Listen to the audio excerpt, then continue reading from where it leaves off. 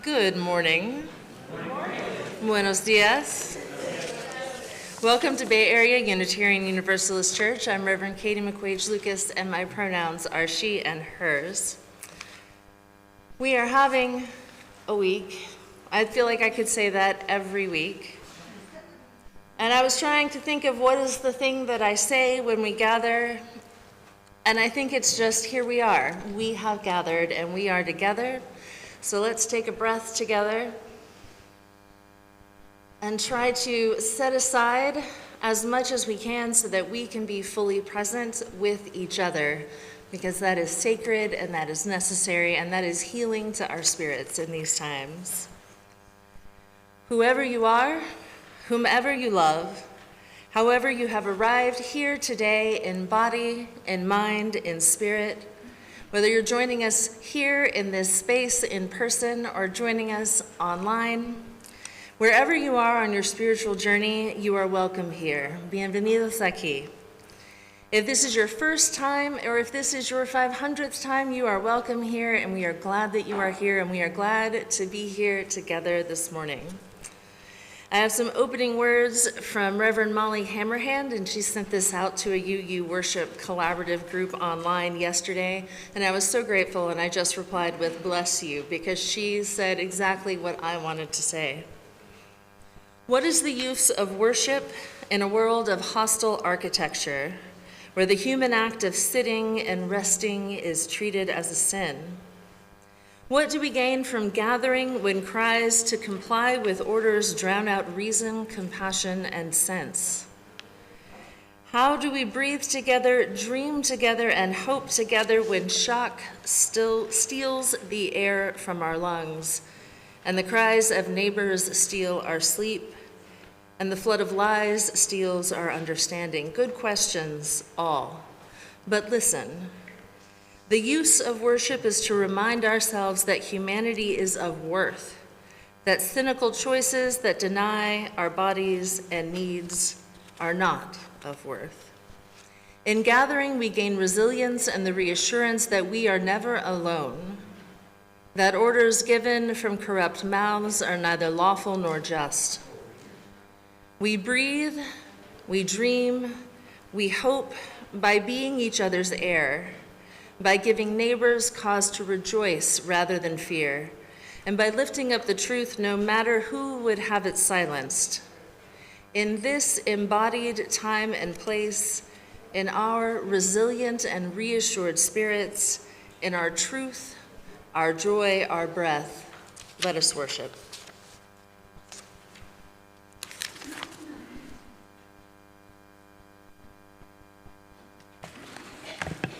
Good morning, friends. My name is Joss Bergeron Bisbeno, and my pronouns are they, them. I'm pleased to be your worship associate this morning. I have asked Gus Dunn to light our chalice as we hear the words of Unitarian Universalist Lisa Garcia Sampson. In these wild, historic, and uncertain times, we gather to remember who we are, to whom we belong, and that which we are called to do.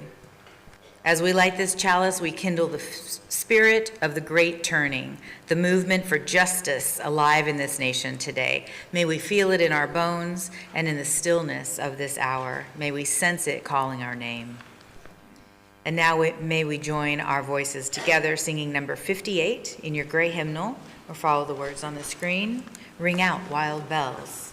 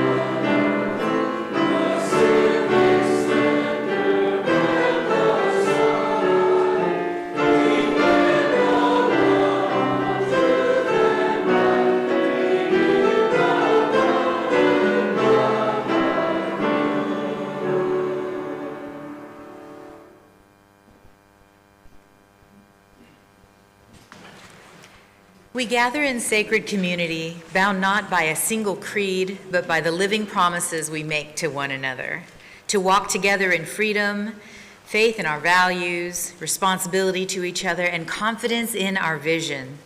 Our church covenant is a spoken weaving of intention, naming how we choose to move through this world, and a declaration of the shared hopes and affirmations that guide us as a community rooted in love and compassion.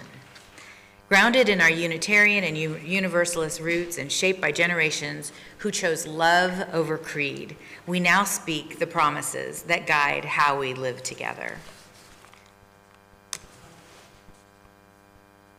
Love is a doctrine of this church. The quest of truth is its sacrament, and service is its prayer. To dwell together in peace, to seek knowledge in freedom, to serve humanity in fellowship. Thus do we covenant with one another. And now in Spanish. El amor es la doctrina de esta iglesia. La búsqueda de la verdad es su sacramento. Y el servicio es su oración. Vivir en paz, en comunidad. Buscar el conocimiento en libertad, servir a la humanidad en fraternidad. Así es como pactamos entre nosotros.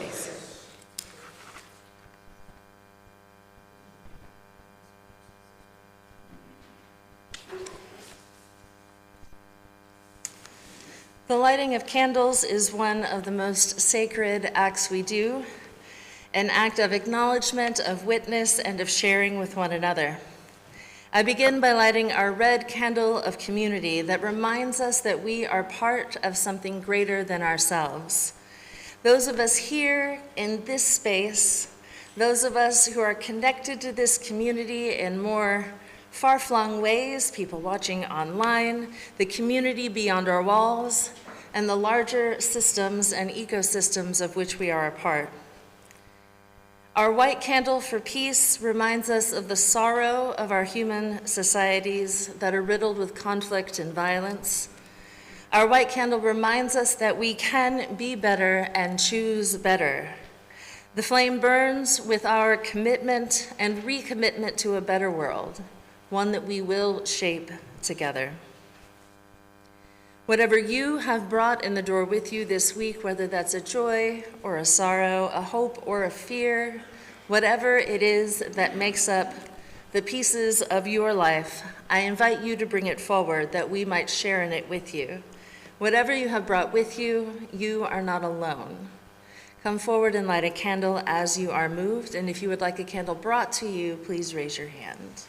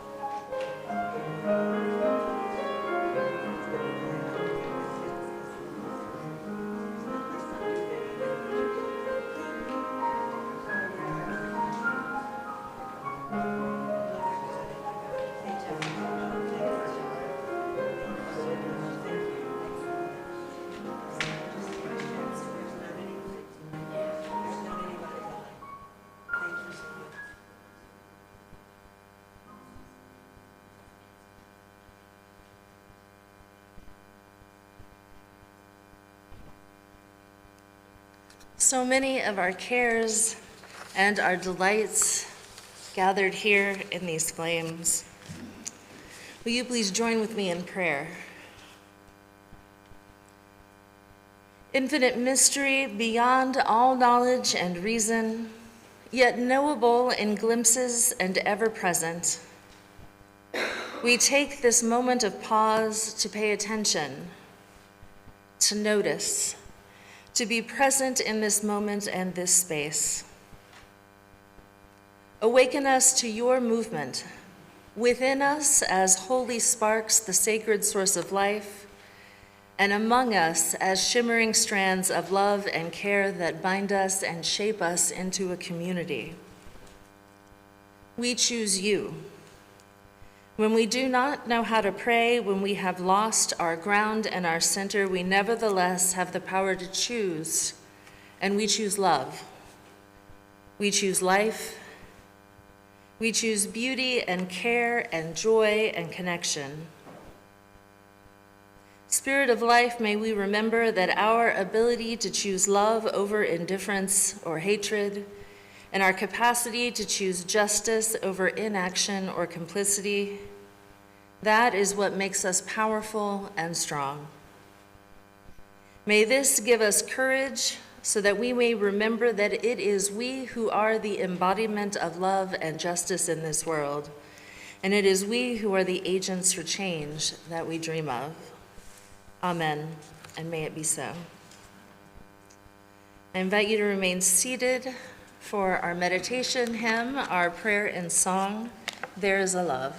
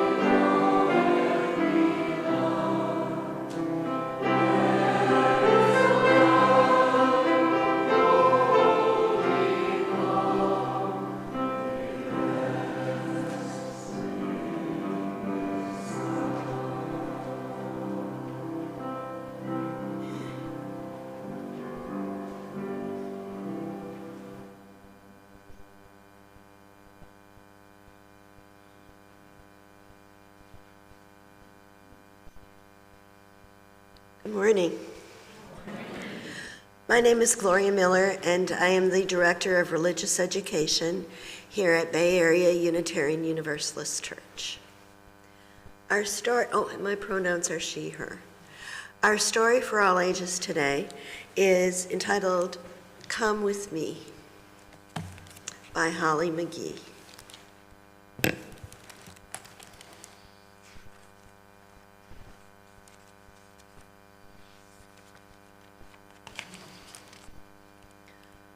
All over the world, the news told and told and retold of anger and hatred, people against people, and the little girl was frightened by everything that she heard and saw and felt. She asked her father if there was something that she could do to make the world a better place. And her father said, "Come with me." Hand in hand, they walked out the door to the subway. And waiting there on the platform, her father tipped his hat to those that he met. So the little girl did too. They rode the train through the tunnels underground. The girl and her father were brave and kind. And that day they won a tiny battle over fear for themselves and for the people of the world. The news kept telling of anger and hatred. And the little girl asked her mama what could she do to make this world a better place. Her mama said, "Come with me." They went to their grocery to buy some things for dinner. Because one person doesn't represent a family or a race or the people of a land. Her mama cooked and the girl set the table piece by piece as she had always done. Plate in the middle, knife and spoon to the right, fork on the left, napkin by its side, and a water glass. The little girl sat with her mama and her father and they ate together. Her dog nuzzled her under the table and she scratched his head. "I want to do something of my own," she said. "Can I walk the dog?" Her parents looked at each other, and they looked at their child, and they let her go and sent a message to the world that they would not live in fear. And when the little girl opened her door, the boy across the hall opened the door too. "Where are you going?" he asked. The little girl said, "Come with me, because two people together are stronger than one." And so the girl, the boy, and the dog were happy to be out. One step at a time, they understood what they could do to make the world a better place. They could go on. Brave, gentle, strong, and kind to one another and to all living things. As tiny as it was, their part mattered to the world, and your part does too.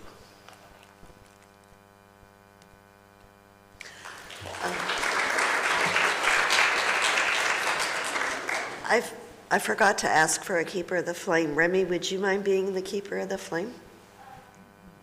Okay, thank you. And you said you don't mind? Okay, great. And I just have to share this news today that when we recess, we're going back to the RE wing to start planning to decorate our little free pantry, which is built. It is constructed. It was delivered yesterday. I want to thank Kaylee Griffith and her dad for spending all this time. It was the brainchild of our summer project, and it's there. We're going to be planning what we're going to stock, how we're going to decorate it, and solicit contributions. So I'm really happy and really excited about that.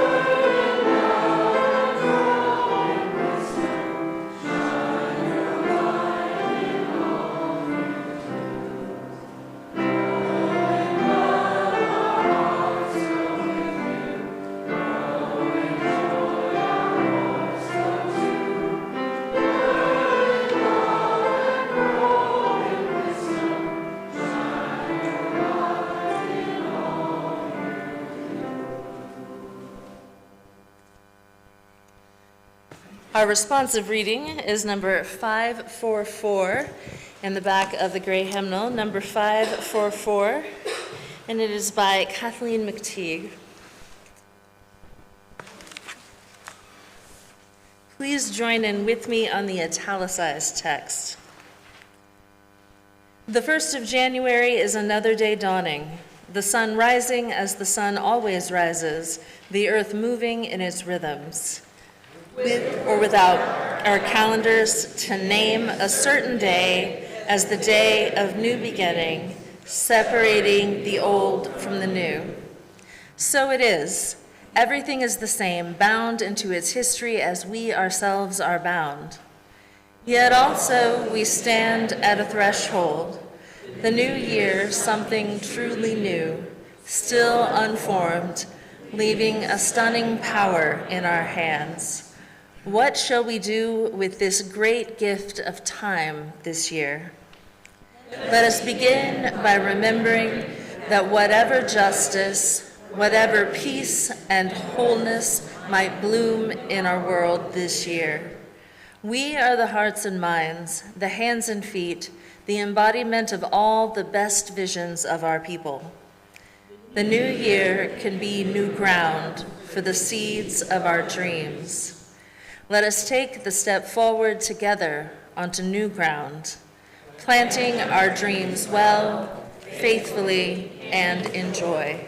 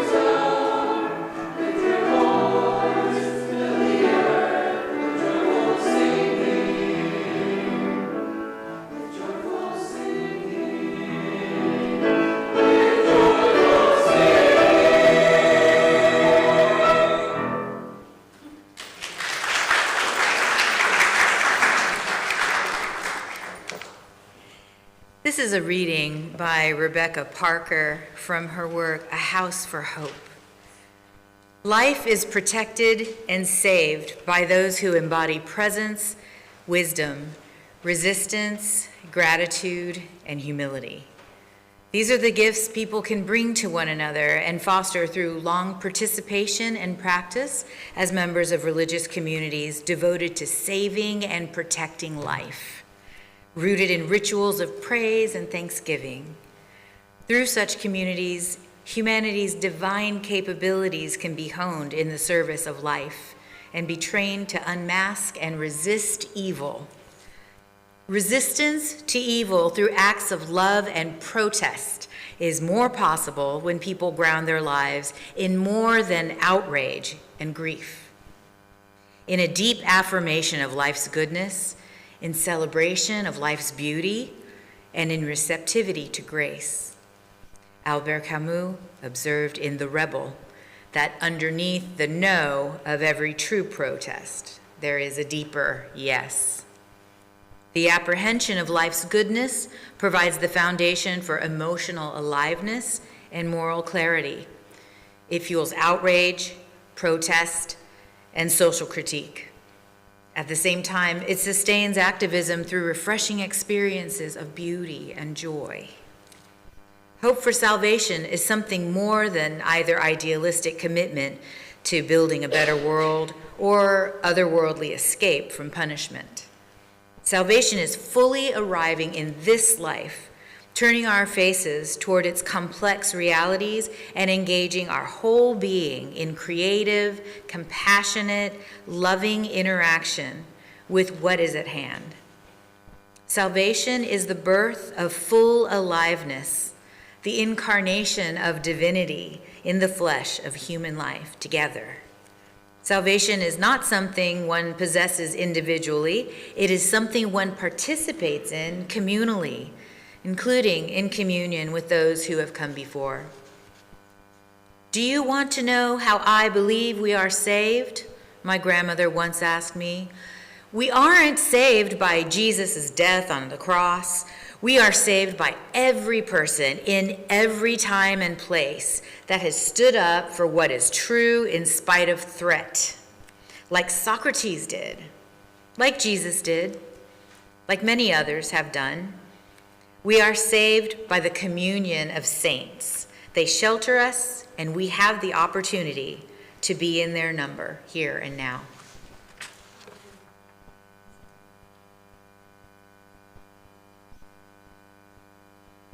I don't know what makes me think I should stand up here and talk after a reading by Rebecca Parker, but I'm going to do it anyway. One of the great difficulties of particularly Unitarian Universalist ministry is we're not bound by a lectionary, so we're picking topics and developing themes all along the year. And we write up these little summaries of what we're going to talk about, and then the actual Sunday comes. And a lot of things have happened since we wrote that summary. And this is one of those sermons where I think I'm talking to myself and just kind of letting you listen in. I feel that I am in that place of anger and outrage that I don't necessarily want to live in because I know it's not good for me. So I've been thinking a lot about this, and I'm going to share some of those thoughts with you, but know that this is a work in progress, and I'm not preaching from a place of I've figured this all out. I sometimes say that times like these test my commitment to universalism. I remain intellectually committed to the worth and dignity of all people, and yet some part of me in the back of my brain says, I don't know about those people. They've really made me angry. My philosophy, and again, this is the intellectual approach, has been that loving others can mean calling out and saying no and acting in opposition, that those can be acts of love. But sometimes it's difficult to do that from a place of love. It's all too easy to enter our politics in this political moment from that place of anger and pain and despair and fear. And so I'm reminding myself that those two can arise from love, a love that responds to injustice with outrage, to the pain of others by feeling pain myself, and these things are true. But it is all too easy to lead from that place of anger and disgust instead of letting love lead. To let anger be its own source of power instead of an outgrowth of love. It is all too easy to let these emotions take root in my heart and my spirit.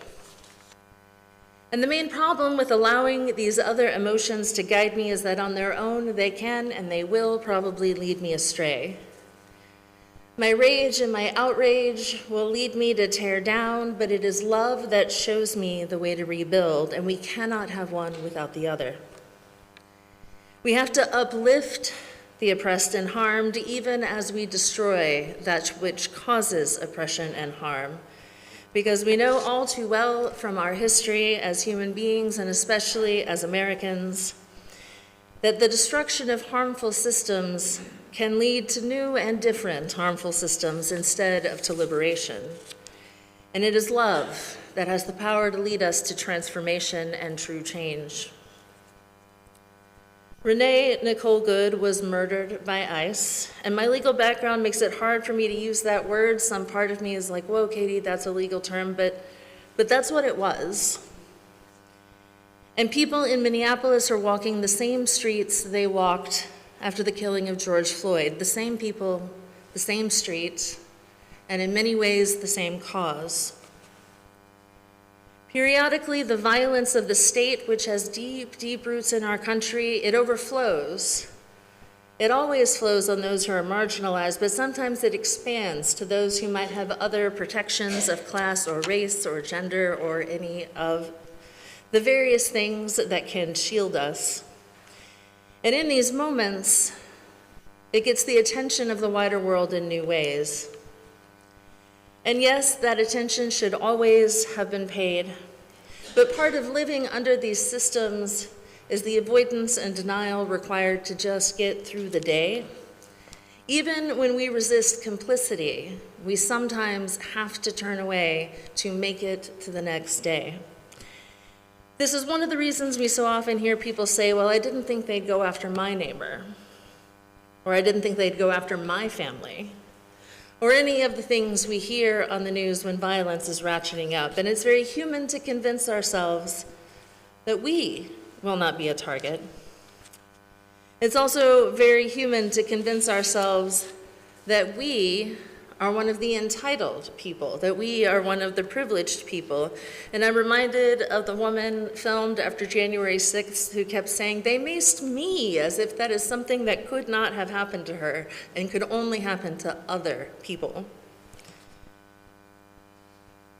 This moment is also reminding me of the death of Viola Liuzzo, and she was a white woman, a UU layperson, and she left her home in Detroit to go to Alabama in 1965. And she was killed for driving black activists. And it's tragic that it takes the death of a white person to get the attention that causes deserve, but I'll take it if it means we wake up. If it means that we remember that solidarity is the only way forward, that there is no keeping ourselves safe with privilege. The murder of Renee Good reminds us that any of us could be a target, and there's very little that will protect us if we are not actually and truly part of the very top layer of the power structure. She was out there living the life I would like to think that I live, and she was killed. It is perfectly normal and human to respond to this moment with fury, and that's what I'm telling myself on a regular basis. But grounding myself in love is what's going to lead me to we're all in this together. That's what's going to lead me to solidarity instead of destruction. It's also perfectly rational to feel fear in this moment. And if that fear is not grounded in love, it leads to withdrawal from the work that needs to be done. It leads to despair and isolation. But a fear that moves through love can lead us somewhere else, to solidarity, to community care, and to mutual aid. A fear that is nevertheless grounded in a foundation of love can say we are in this together instead of turning away. Rage and fear can be forces for destruction, especially when they have turned us to hatred or even indifference, but they can also arise out of love, because these are the things that move us to courage, to protecting others, and to building something new out of what no longer serves us. All of those negative emotions that arise in these moments can also lead us to actions that are not part of our vocation, our calling, leading us to neglect the things that are our vocation. And here I'm talking to myself again a little bit. Each of us is called to do our particular work wherever those places are that our talents and our passions and our resources meet the moment we live in. And whatever that work may be, and it looks different for each of us, all of it is necessary and all of it is vital. The feeling that I ought to be doing something else takes me away from what I need to be doing. If I shift a sense in my call arising from love and solidarity, that is right and true. But if I am rejecting work from indifference or pursuing it out of outrage, I'm likely to contribute to the problem instead of solving it. I'm likely to cause harm along the way if I don't listen to the people around me. And if I'm coming from that place of fear, I'm too likely to compromise and undermine the necessary work of transformation. How can I know what's fueling my actions? I'm not sure we can ever be totally certain. That's part of that being human avoidance thing. But there are some elements that I think are important to help us through discernment when we're navigating raw emotion. And the biggest one is community. We are not alone in this. We are never alone in this. We are surrounded by people, the people in this room who share our values and our concerns and our hopes, friends and family and neighbors and coworkers. If we are anchored by our relationships with others, there's something to counterbalance what pushes us to isolation and withdrawal. And on a practical level, there are sounding boards and accountability partners, people who can say, have you really thought this through? Or yes, that's really helpful. Whatever is needed to help us find our North Star and our direction. By engaging with others along the way, we develop not just communities of connection, but communities of practice and accountability, partners in our work and companions on the journey. The wider our community of practice, the more likely we are to have big picture views, the more likely we are to understand how oppression is actually operating beyond the snapshots we get in our own experiences. We can put together a mosaic of a larger pattern. And when we collaborate to bring all of that together, we get new angles of approach, new ways to engage in the work of transformation. And that is the power in our interdependent web. And the other thing that I think really matters in these times, and what matters deeply to me right now in this moment, is a nourished spirit. When we are open to the beauty and goodness of the world, we are able to grow the beauty and goodness of the world. It is ever present alongside sorrow and pain, and it's often woven together. And when we close ourselves off from pain, we also close ourselves off from the beauty.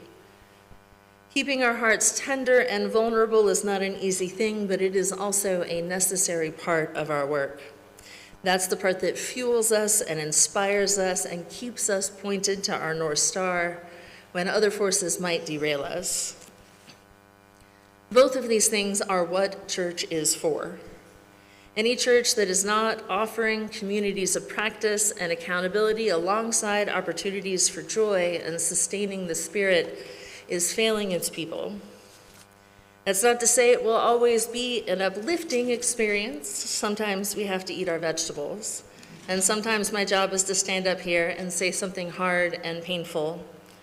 But even that should be a form of nourishment. In a world of lies and manipulation, I think it's an act of resistance to face facts and speak truth. And those might not be the most pleasant things, but I think it matters to affirm that we are not alone in the truth we understand and know, and it feels like a sanity check in a world that seems uncertain. And in that way, it is a source of strength.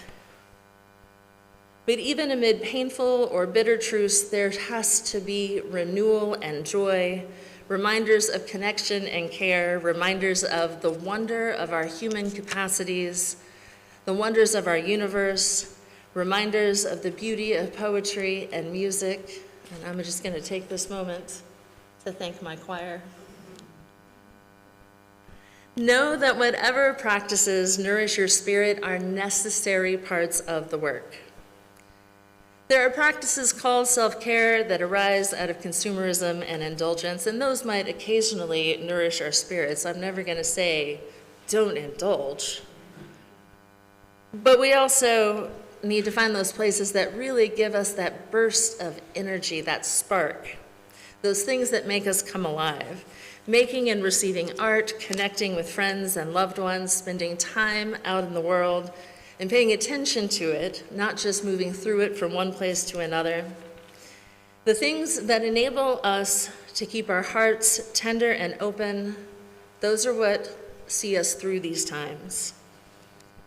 These are the things, and I'm talking to myself again, these are the things that will empower me, that will empower us. They'll let us hold firm to purpose and direction. Anger and suspicion and fear won't do that, at least not for long. They burn hot, they burn fast, and they burn out. Those reactions give us valuable information about what matters to us, Those reactions tell us where it is important for us to be acting and paying attention, but they don't tell us what transformation looks like. To return to our reading today and the wisdom of Rebecca Parker, life is protected and saved by those who embody presence, wisdom, resistance, gratitude, and humility.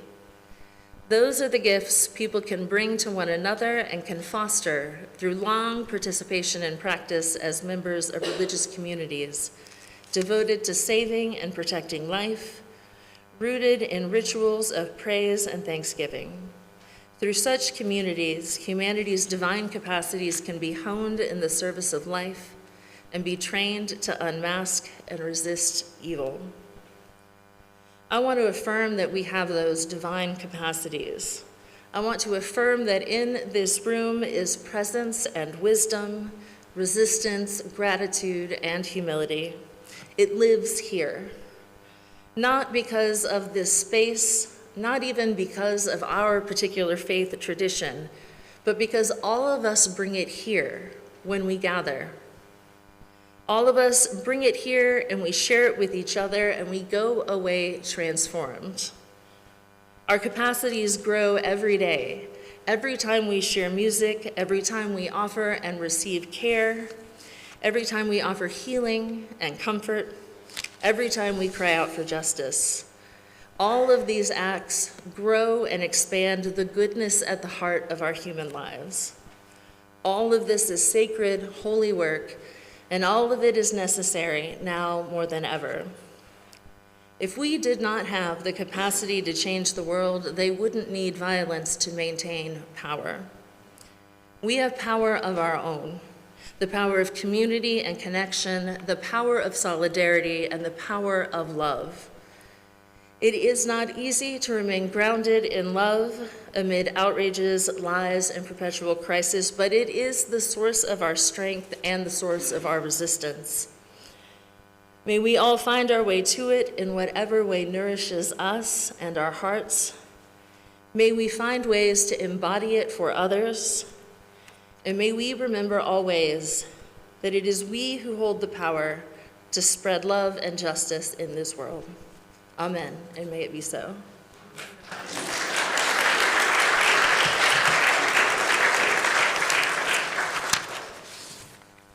Beloved friends, it is not just the intangible gifts we bring that support and sustain our community, it is the more tangible ones too. It is our funds and our talents that support and sustain the work of this church and the work of this church in the larger community. So please give as generously as you are able, knowing the offering will be received with gratitude.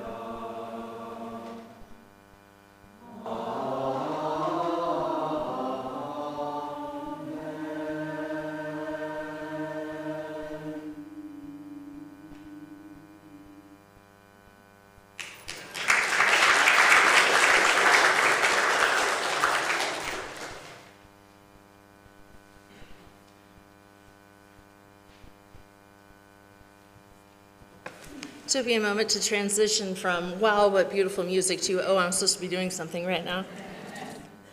Let us bless our offering together. This gift from the abundance of my life blesses me, our ministries, and the world.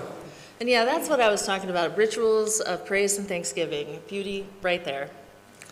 All right. This announcement is not on the slides or in the thing because we just started planning it on Friday night, but today at 5 p.m. here in the sanctuary, we will gather to light candles for Renee Good and for the many others who have been harmed by ICE, BPD, and other law enforcement in these times. After that, we'll go down to the road with our battery-powered candles, and so if you do want to bring a sign or something, just stash it, and when we do that part, bring it out, and we'll try to be a public presence. And my second unplanned announcement is because we have a marvelous guest visiting us today. And so I would like to invite her up. This is Michelle from Texas UU Justice Ministry. I always have to think it through or I start getting the letters all out of order. I don't know what that's about. But I would like her to come up and put a face on the organization for us, because I know that a lot of us hear about the work they do, but we don't necessarily have that one-to-one personal connection of a face. And I want you to have that. So come introduce yourself and tell us a little bit about it.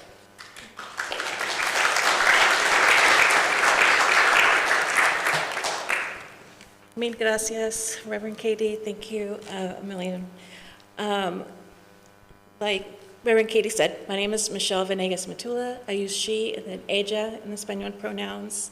And I get to the wonderful privilege of being the organizing director for Texas UU Justice Ministry, which is your state action network. Bay Area has been such a wonderful support to our organization, and we are just so grateful for the ways that we get to amplify each other's work. We have Brian and Jeff as our advisory council members that get to represent Bay Area with our organization, but I know several of y'all have taken actions with us, as well as gone up to the Capitol. We're the organization that organizes our Legislative Action Day at the Texas Capitol whenever it's in session. So for those that don't know that much about Texas UU Justice Ministry, we also sometimes shorten it to TexUJM or Texas UJM. But we make sure that UUs and our shared values are represented at the Texas Capitol and in the public square. We organize alongside frontline partners and amplify our voices and our power together to advocate effectively for these values and to do what we can to make the world that we dream of a reality. It really makes a difference when UUs show up in solidarity. I cannot tell you the amount of times that we have shown up and our partners are like, yay, the UUs are here. Like quite literally said that. But even whenever we're there and the politicians or elected officials don't seem to be listening or are just, have stonewalling us, we know that it is important for us to show up. It is important for our partners to see that our frontline partners, those that are most impacted, those of us that are of marginalized identities, it makes a difference to know that we're not alone. And also in our work together, that with our congregations, as big as Texas is, that we are all connected. And whatever happens in Texas doesn't stay in Texas, just like what happened in Minneapolis has really had an impact on all of us. So with that, I want to invite you to our Thursday night action hour. On Thursday nights, we gather together on Zoom and take actions together and have a chance to create community and amplify our voices together. If you can go to texujm.org, TXUUJM.org, to sign up for our newsletter and to also be able to find the events and register for things like the Thursday night action hour. And I just want to leave you with these final words because it just really really says what TechSouJum is all about, what the work that we do together is all about. These are the words from Deepa Iyer from the social, oh, look at the title again. I should know this by now. Social change now. That's right here. Our belief in the promise of social change through connections with one another is why we keep trying after feeling disappointment, why we keep returning after grieving, why we keep fighting after resting. It's why we keep building after systems fail, why we keep on loving even when we are experiencing heartbreak. It's why we take actions that embody solidarity, resistance, and hope. It's why we infuse our efforts with joy, passion, affirmation, and healing, just as Reverend Katie was letting us know. We intuitively know that something better is blooming, growing, emerging, and we want to be part of that momentum, that stream, that journey. So thank you so much for all your support. I look forward to getting to know y'all even more at coffee hour. So again, thank you so much for this time.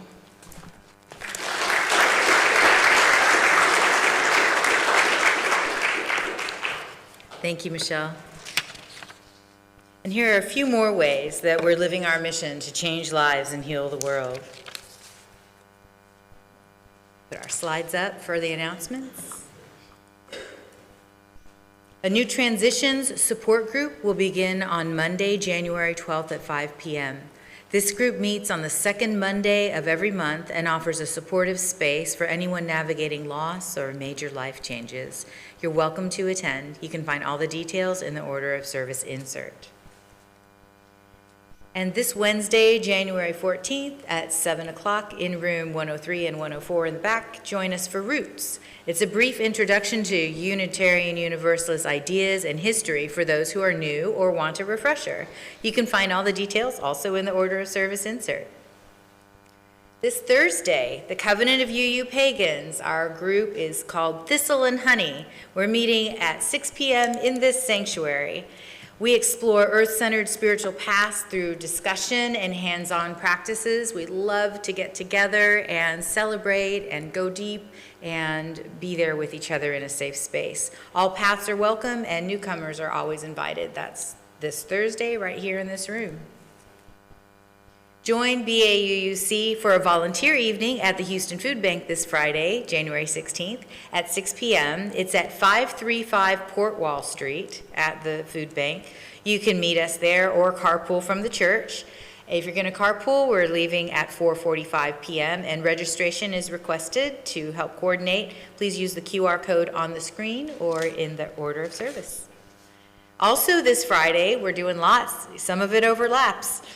On Friday, January 16th, also at 6 p.m. in Cockrell Hall, is Singo. This was a service auction event, and we're opening it up again if you didn't bid. It's like bingo, but with music, no singing required. There's a sign-up fee that benefits BAUUC as a service auction donation. You can find all the details, guess where? In your order of service insert. Also, there is a particular issue calling you to serve or to create change. Join us for the Service and Justice Fair next Sunday, January 18th at 12:30. Meet members involved in service and justice work. Learn what's happening and explore ways to get involved or help start something new. Let's turn our values into action together, and that's going to be led by Brian and Jeff, if you'll raise your hand. So more questions right there. Service and Justice team is meeting this afternoon in the library. Today at 12:30 in Cockrell Hall, as Michelle mentioned, all of our families are invited to join us for a family fellowship, potluck lunch. If you didn't bring a dish, please come anyway. This monthly gathering happens on the second Sunday. It's a great time for food, conversation, and connection. We'll also be hanging out and having coffee right before that. If you're new to BAUUC and you'd like to stay connected, please scan the QR code on the screen and sign up for our weekly email. Please sign our book if you didn't already. After the service today, please stay for coffee, tea, or conversation in Cockrell Hall. It's a relaxed time to connect with friends, meet new people, and enjoy community. And everyone is welcome.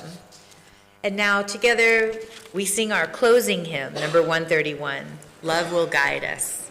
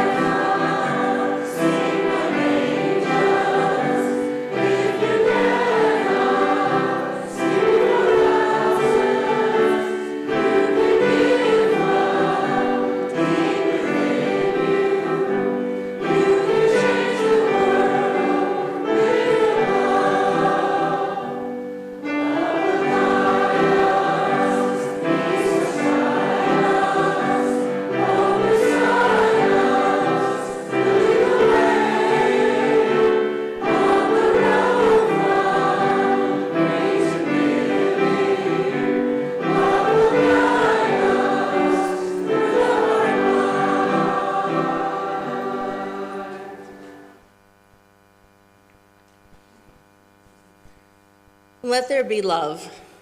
Let there be grace and power and strength arising from that love, and may that love hold you and all that you love in the days to come. Go in peace and blessed be.